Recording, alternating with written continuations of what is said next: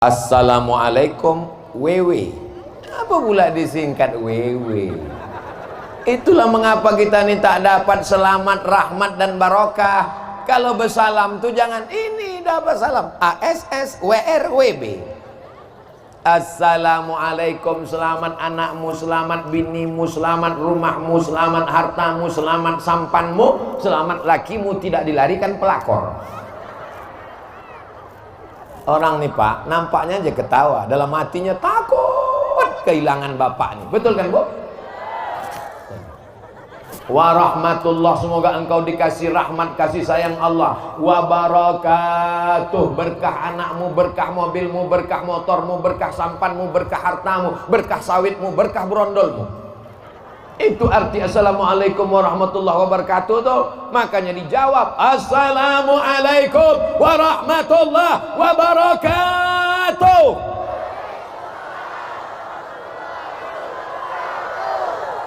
Lebih 40 orang, lebih 400 orang, lebih 4000 orang mendoakan Abdul Somad. Itulah maka aku sehat sampai sekarang. Makanya banyak orang bertanya, apa resep Ustadz ini sehat? Apa kata Pak Camat dengan Pak Ketua Panitia? Aku menengok jadwal Ustadznya aja lotih. Kok bisa Ustadz sehat? Yang membuat aku sehat, ibu-ibu yang ikhlas nih mendoakan aku supaya sampai ke kubu nih. Malam tadi mereka berdoa, ya Allah, jangan sampai hujan aku tak hendak duduk di locah-locah. Ya Allah, sehatkan Ustadz Somad supaya datang dia, ya Allah. Jangan terlalu panas, kalau panas kami tak sanggup. Ya kalau dapat tenda, kalau tidak dibuatkan Allah cahaya, tidak hujan, tidak terlalu panas. Ya Allah, sehatkan Ustadz Somad sampai jadwal di kubu, ya Allah. Sesudah itu terserahlah ya Allah, nak mati-matilah dia ya Allah, kata orang kubu. Betul Bu? Aku sedang ngetes saja, berarti Ibu masih lagi sadar. Karena di tempat lain kalau udah ceramah tuh terlalu lama. Betul Bu? Betul gitu. Yang penting capek selesai. Iya gitu. Apakah wanita yang hamil di luar nikah diijab kabul setelah anaknya lahir wajib diijab kabul lagi oleh orang tuanya? Aku nikahkan engkau dengan anakku yang sudah mengandung 3,5 bulan ini tunai. Akadnya sah atau tak sah? Akadnya sah atau tak sah Pak? Akadnya sah, kenapa diulang balik? Kalau akadnya diulang, berarti yang dari dia akad sampai anak lahir tuh apa guna dia berdua-dua di dalam kelambu tuh? Berarti haram lah itu. Hati-hati. Maka kalau sudah akad sah, maka tak perlu diulang lagi. Yang jadi masalah bukan akadnya, Besti. Yang jadi masalah tuh Pak, ini ku kasih tahu ke Pak. Kenapa? Karena yang mengakadkan ini bapak, bukan ibu. Tapi apa nih pun mengakadkan gara-gara dipaksa ibu. Kau akadkan anak itu, kok tidak awas kau pecat, kau jadi laki. Kalau bapak akadkan anak yang sedang hamil, konsekuensinya ada 4. Catat baik-baik. Yang pertama, kalau anak ini lahir, tak boleh pakai bin. Tak boleh pakai bin si hantu nih. Tak boleh pakai bin si playboy cap tupai yang sudah melobangi buah kelapa nih. Kenapa tak boleh? Ketawa pula anak-anak ini, macam paham aja kalian. Tak boleh dia pakai bin si laki-laki ini. Kenapa tak boleh pakai bin? Karena itu bukan anak dia. Tapi udah dites DNA di Singapura, ini darahnya sama. DNA tak laku dalam Islam. Yang laku tuh akad. Iya, kenapa tak laku Pak Ustadz? Karena dia mencoblos sebelum hari H. Kertasnya tidak diakui oleh KPU. Jelas. Jelas Pak. Itu yang pertama. Yang kedua, lahir anak ini, kemudian anak ini jadi orang kaya, mati dia, maka si bapak ini tak bisa mengambil jadi ahli waris, karena ini bukan bapaknya. Mati si bapak, si anak ini tak bisa menjadi ahli waris, karena ini bukan anaknya, tak diakui dalam Islam. Yang ketiga, lahir anak ini perempuan pula. Hari berganti musim berubah jadi anak gadis, cantik dia, dipinang orang lain. Si bapak tak bisa mewalikannya, tak bisa kau nikahkan anak ini Pak. karena ini bukan anakmu. Lalu siapa yang menikahkannya? Yang menikahkannya Pak Hakim, Wali Hakim Pak Kua. Sampaikan ke Pak Kua, Pak Kua, aku tak bisa menikahkan anak tuh. Kenapa? Kami dulu sebelum hari H lah Pak Kua tahu. Saya tanya lagi Pak Kua, iya aku pun tahu. Jadi nanti pas hari H itu aku pura-pura mencret nanti Pak Kua. Iyalah kata Pak Kua. Iyalah sama-sama tahu lah Pak, aku nanti menikah. Kau dulu pun nikah, aku yang menikahkan dulu kata Pak Kua. Aku nikahkan engkau. Jadi ini bukan main-main, ini bukan sembarangan. Jaga anak gadis ibu. Jangan kasih keluar dibawa laki-laki yang tak mahram. Sebentar aja Pak, kami cuma menengok. Ini angin kencang, nanti anak tuh gombong masuk angin. Kalau anak tuh masuk angin, yang malu laki-laki apa perempuan? Perempuan. Yang malu keluarga laki-laki apa perempuan? Perempuan. Adikku, anakku, makcikku, kakakku yang perempuan. Jaga anak perempuan kita, jaga anak perempuan kita, jaga anak perempuan kita ya Allah. Jagalah anak-anak perempuan ini ya Allah. Jangan kalian jual harkat martabat. Coba tengok di situ, menuju masyarakat kecamatan Kubu yang bermarwah dan bermartabat. Jangan kalian keluar, jangan kalian jual martabak bangka itu dengan harga yang terlalu murah. Sampai tak ada harganya sama sekali. Tertulis di tutup botol. Apa tertulis tutup botol? Do not accept if sell is broken. Jangan terima botol kalau segelnya rusak. Air minum yang harga 5.000 saja tak diterima kalau segelnya rusak. Siap menjaga anak gadis kita Bu? Siap menjaga anak gadis kita Pak? Kadang bapak ini udah siap. Pak, saya bawa anaknya sebentar. Tidak. Pesan Ustaz Saudul Somad, selangkah kau bawa anak gadisku, selangkah pula kakiku masuk neraka. Sekali tidak, tidak. Datang ibu dari dapur, kasihlah bang, kita dulu lebih parah dari itu lagi. Bapak ini udah siap, udah menjaga. Bapak mesti tegas Pak. La yadkhulul jannata dayus, tak masuk surga dayus. Siapa dayus? Alladzi la yagharu ala maharimihi, tak ada rasa cemburu kepada mahramnya. Anak gadisnya dibawa orang. Pak Haji, nampak ku anak Pak Haji tadi dibawa orang ke tepi laut. Biarlah Pak, kami balik subuh ya. Seminggu pun tak apa-apa. Kiamat sudah dekat. Pertanyaan dari ibu-ibu. Uang pinjaman dari bank dibikin rumah tempat tinggal, apakah rumah tersebut haram untuk kita sholat Pak Ustadz? Kalau belum meminjam, ada niat-niat minjam, jangan minjam. Karena duit itu duit riba. Yang sudah sempat meminjam, ada aset yang bisa dijual untuk menutupi ke bank, jual. Ada kebun sawit 4 hektar, jual 1 hektar, tutup, dibom namanya, dibom. Ini tak bisa kubom Pak Ustadz. Asal kubom ini meledak semuanya, bom atom, habis. Itulah satu-satunya sawit 2 hektar untuk makan untuk sekolah anak Pak Ustadz. Maka lunasilah, cicillah sampai lunas. Di rumah tuh tetap boleh sholat, di rumah tuh sholatnya tetap sah. Itu alternatif yang ketiga. Jangan mengutang riba. Pergilah ke bank syariah, Bank Riau Kepri Syariah. Nanti akadnya namanya murabahah, akadnya namanya wakalah, akadnya mudharabah, untuk menyelamatkan kita dari riba. Ya ayyuhalladzina amanu, wahai orang beriman, la ta'kulur riba, jangan kalian kena riba. Hukum riba, kalau bangkit nanti dari kubur, kama yatakhabbatuhu syaitanu minal mas, bangkit dari kubur macam orang kerasukan setan. Kalau bahasa Jawanya kesambet, kalau kata orang Melayu tesapo, kata orang kubu ketoguan. Apa lagi? Tesapo, ayo disapo hantu. Macam itulah nanti bangkit dari kubur. Jadi kalau ibu tengok nanti di padang mahsyar ada orang bangkit dari kubur macam orang tesapo, ada orang ketoguhan, itulah yang banyak makan riba. Jangan ditunjuk dia. Kau aku tengok macam tesapo, kau pun lebih tesapo kata dia. Sama sapo kono sapo gitu. Yang kedua, duit riba dimakan.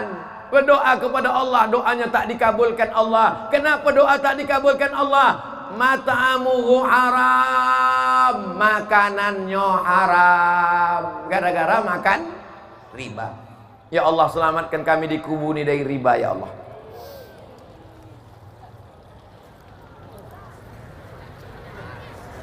Kok makin banyak kok? Mau sampai maghrib nampaknya. Hilang jadwal bagan siapi api. Kami dari grup Hadroh Kepulauan Teluk Piai Pesisir Kecamatan Kubu. Apa betul gendang dan buka yang kami mainkan ini haram hukumnya untuk dimainkan Pak Ustadz?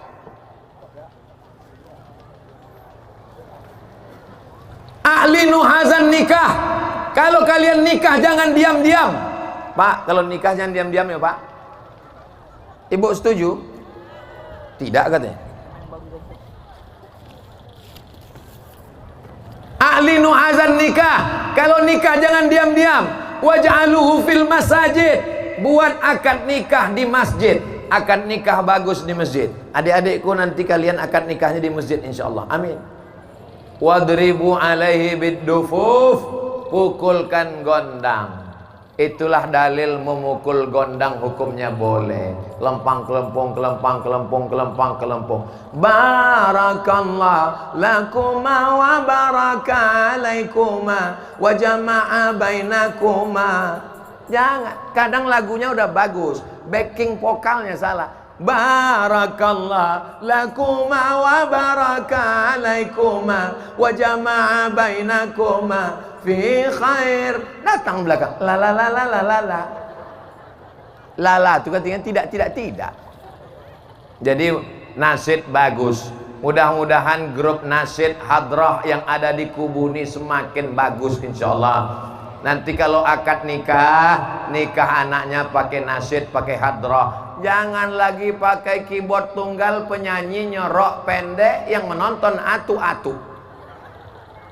Menengok kate meniti air liu, balik ke rumah meniti air mata.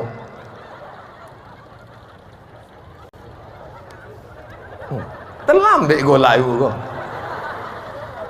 Itu namanya golak delay. Saya punya anak angkat laki-laki. Apakah saya seorang ibu angkat sama status sama ibu kandung dalam anak berbakti kepada orang tua? Padahal saya tak punya anak Pak Ustadz. Ibu yang tak punya anak, angketlah anak angkat kemanaan ibu yang laki-laki. Supaya apa?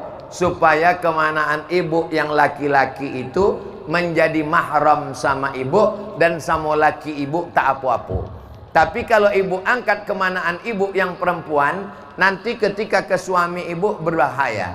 Berawal dari anak angkat, lama-lama jadi bini angkat. Kalau bapak tak punya anak, ingin mengangkat anak, angkatlah kemanaan apa yang perempuan. Supaya dengan bapak dia mahram dan dengan ibu dia sejenis perempuan. Jelas? Itu caranya. Itu ujian. Apakah anak saya itu sama dengan anak kandung? Sama. Sebab doa saya pun sampai kepada orang meninggal dunia. Ada kubur di daerah Kubu. Aku lalu lewat di kubur. Ku doakan orang di kubur. Allahumma firlahu warhamhu wa'afihi wa'fu anhu. Sampai apa tak sampai? Sampai. Kalau tak sampai takkan ada salam untuk lewat di kubur. Kita kalau lewat kubur itu kan mengucapkan salam. Assalamualaikum ya ahlan diyar minal mu'minin wa inna insyaallah bikum lahiqun yarhamullahul mustaqdimina wal mustakhirin nas'alullah lana wa lakumul afiyah. Yang pendeknya Pak Ustaz, assalamualaikum ya ahlal kubur. Kalau tak sampai itu apa didoakan? Maka doa anak angkat pun tetap sampai kepada orang tua angkat. Ustadz minjam duit di bank lalu diberikan ke masjid, apakah pahala orang yang berinfak? Masjid kalau ada orang bawa duit, tak usah tanya-tanya duit ini dari mana, ambil aja. Datang orang bawa duit satu koper, ini duitnya halal apa haram, ambil aja, tak usah tanya. Adapun orang yang membawa duit ke masjid, kalau dia bawa duit hasil judi, duit hasil dukun, duit hasil pawang, duit hasil riba, maka dia tak dapat pahala. Mana dalilnya? Innallaha thayyibun la yaqbalu illa thayyiban. Allah tidak menerima perbuatan yang tidak baik Wa anfiqu, berinfaklah, min thayyibat, yang baik-baik saja, yang tak baik tak diterima Allah Subhanahu wa taala. Kau sedang apa? Mencuci. Ibu sedang apa? Mencuci. Mencuci pakai apa? Pakai air najis. Bisa mencuci kain pakai najis? Tak bisa. Mesti mensuci dengan air suci dan mensucikan. Kami cinta rumah ibadah. Ada acara di masjid, baleho spanduk gambar orang, juga acara kurban gambar sapi dipasang dalam masjid, depan imam sholat gambar. Bagaimana Pak Ustadz? Janganlah dipasang gambar kobau di muka imam. Nanti khawatirnya waktu imam itu sujud, dipoto anak-anak di belakang, dimasukkannya ke internet, imam kami menyembah kobau. Tapi gambar tak sama dengan patung. Itu gambar Abdul Somad, itu bukan patung. Ini gambar Abdul Somad, gambar ganteng juga Pak Camat nih. Sampailah hati panitia, pas giliran Pak Camat dicarinya gambar yang paling ganteng. Pas aku tengoklah muka aku hitam dibuat. Gambar ini tak sama patung. Ada orang yang mengatakan gambar itu sama patung. Tidak. Sudah aku bahas dalam buku 37 masalah populer. Ada yang membawa buku. Mana buku 37 masalah populer? Mana? Tak ada. Ada aku bahas di situ. Apakah gambar itu patung? Gambar bukan patung. Jadi kalau ibu meletakkan gambar di ruang tamu, tidak apa-apa selama gambarnya menutup aurat. Jangan foto nikah dulu terbuka, ditengok tamu. Cantik juga bini kau ya. Kesimpulannya gambar bukan patung. Seorang berinfak untuk pembangunan masjid. Ketika masjid dibongkar, dibuat lebih besar, apakah boleh pecahan tersebut digunakan untuk kepentingan sosial lainnya, menimbun jalan? Syarat wakaf tak boleh hilang. Kalau hilang namanya infak. Kalau tak hilang namanya wakaf. Kalau hilang namanya infak. Apakah mengasih lilin disebut dengan wakaf? Enggak. Karena lilin waktu dibakar hilang. Maka duit yang masuk ke dalam masjid itu tidak disebut wakaf, itu namanya infak. Karena duit akan bayar listrik, duit untuk gaji guru mengaji, duit untuk honor imam dan khatib. Maka duit habis itu namanya infak. Sedangkan wakaf tak boleh hilang. Wakaf tanah, wakaf semen, wakaf batu bata tak boleh hilang. Maka kalau masjid ini nanti dibesarkan, semen-semen ini diruntuhkan, dia mesti balik ke masjid ini lagi, dimasukkan jadi cor bawah, jadi lantai. Kalaupun ada yang dijual, berapa harga jualnya?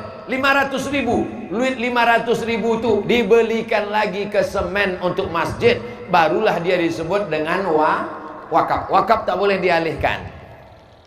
Maka saya membuka rekening yayasan wakaf masjid. Duit wakaf masjid tak boleh buatkan ke kelas. Wakaf kelas, duit wakaf kelas tak boleh lari ke yang lain. Yang ketiga rekeningnya infak, operasional gaji guru, untuk anak yatim dan lain-lain. Tidak boleh untuk yang lain dilarikan, karena ini namanya wakaf. Hati-hati pengurus masjid, pengurus yatim, pengurus panti asuhan dan lain sebagainya. Jangan sampai niat baik kita rusak gara-gara tak paham fikih muamalat. Kertas yang terakhir.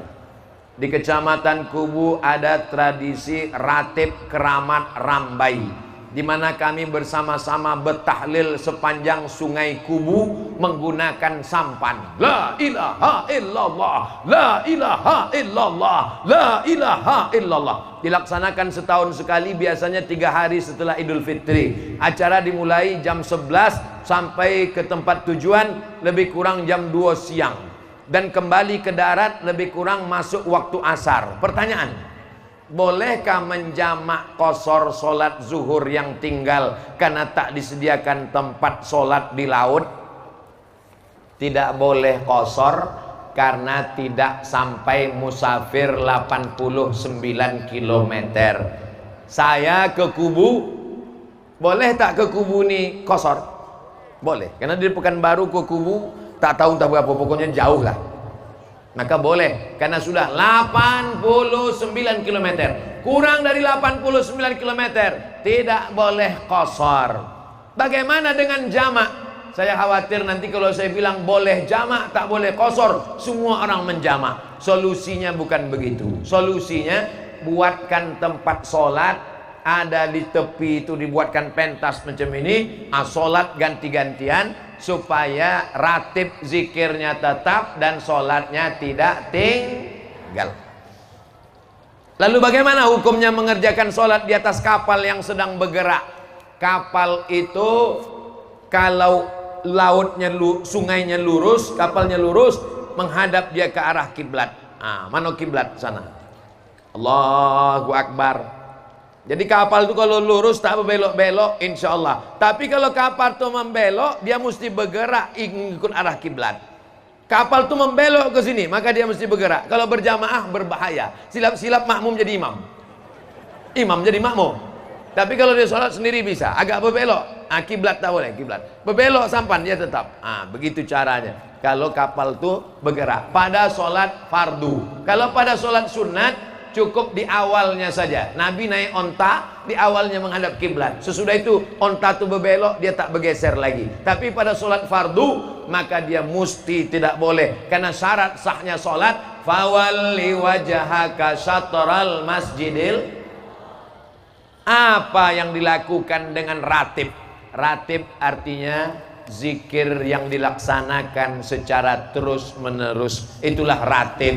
Makanya ada ratib toga, karena ratibnya berdiri. Ratib keramat rambai, karena ratibnya di atas sampan.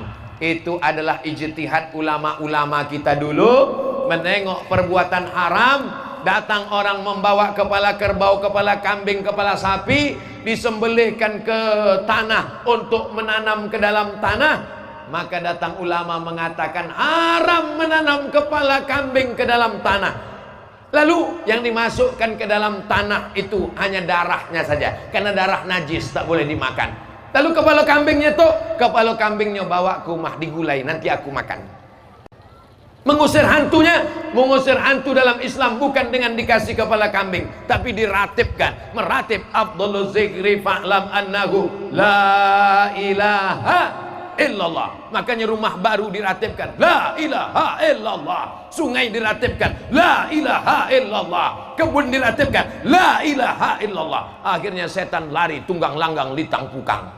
Setannya lari, orangnya jadi setan. Mudah-mudahan kita semuanya tetap istiqomah meratib, berzikir. Apalagi kubu ini negerinya tarekat Naqsabandiyah. Yang belum bersuluk segera bersuluk. Dengan bersuluk itu dia meratib. Zikirnya ismuzat Allah, Allah, Allah, Allah, Allah, Allah, Allah, Allah, Allah, Allah. Sesuai dengan firman Allah, allazina yazkuruna Allah. Orang yang berzikir menyebut mengingat Allah qiyaman waktu tegak, wa qu'udan waktu duduk, wa ala junubihim waktu berbaring. Negeri kubu, negerinya para ulama, negerinya Syekh Abdul Wahid, cucu dari Syekh. Cucu siapa? Syekh Abdul Wahab Rokan, mursyid tarekat Naqsabandiyah. Negerinya para orang-orang berzikir. Jangan kotori dengan narkoba, jangan kotori dengan zina, jangan kotori dengan judi, jangan kotori dengan perbuatan maksiat. Mudah-mudahan disampaikan Allah segala niat baik kita. Bijahi Nabi Muhammad sallallahu alaihi wasallam wa bisirril Fatihah.